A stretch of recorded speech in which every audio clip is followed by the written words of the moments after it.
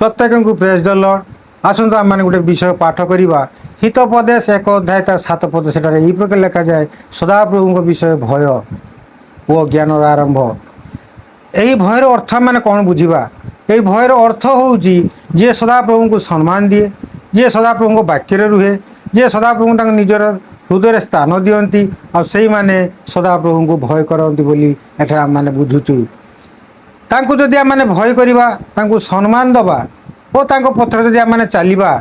आम पारिवारिक जीवन में आम मैंने श्रृंखलित जीवन काटिया पारिबा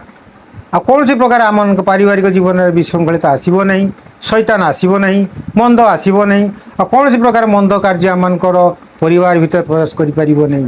केतबेले जेतेबेले आम मैंने सदाप्रभु को भय करवा भय कर अर्थ तांको सम्मान दबा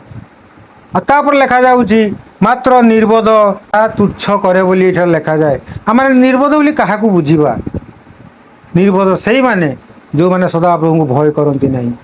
और जो मैंने सदाप्रभु को सम्मान करती नहीं और जो मैंने सदाप्रभु को वाक्य जीवन काटती नहीं से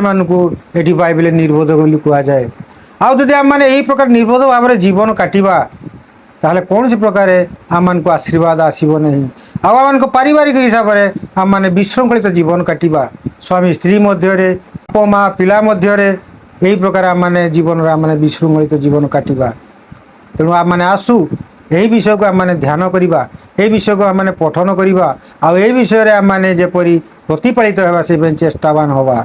आम मैंने प्रभु को भय करवा तार अर्थ आम मैंने सदाप्रभु आम मैंने सम्मान दवा तांकर वाक्य चलवा और आम हृदय रखा और सेतेबेले आम मैंने आम परिवार मध्य श्रृंखलित जीवन काटिबा आम परिवार मध्य सदाप्रभु हस्त आम सब बेले आम परिवार थी आम मैंने सदाप्रभु सब बेले निकटू आशीर्वाद प्राप्त होता। धन्यवाद। नमस्कार।